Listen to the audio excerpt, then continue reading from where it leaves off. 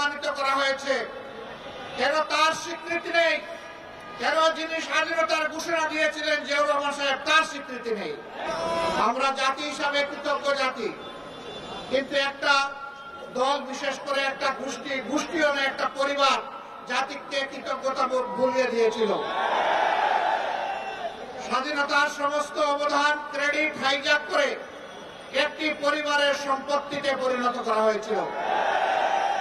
বাংলাদেশকে তারা তাদের জমিদারি মনে করে নিয়েছিল, জনগণকে তারা তাদের প্রজা এবং ভাড়াটিয়া বানিয়েছিল, আমাদের সন্তানদের মুখের গ্রাস কেড়ে নিয়েছিল, মেধাকে পায়ের তলে দলন করে ক্যাডার ভিত্তিক বাংলাদেশে গঠন করার চেষ্টা করেছিল। সম্মানিত ভাই ও বন্ধুগণ, এরকম একটি বিজয় দিবস আজকে জনগণের মাথায় মাথায় লাল এবং সবুজের টুপি। এই সবুজ হচ্ছে বাংলাদেশের সবুজ জমিন, লাল হচ্ছে আমাদের শহীদদের রক্ত। এটা সূর্যের চেয়েও দামি। এই রক্ত দেওয়া শুরু করেছিল এই জাতি 47 সালে। তখন থেকে রক্ত দিয়ে দিয়ে 24-এর 5 আগস্ট পর্যন্ত এই রক্ত দেওয়া অব্যাহত হয়েছিল। দুঃখের বিষয়, 47-এর পরেও জাতি স্বাধীনতার সুফল ভোগ করতে পারেনি। আবার 71-এর পরেও জাতির স্বাধীনতা হাইজ্যাক হয়ে গিয়েছিল।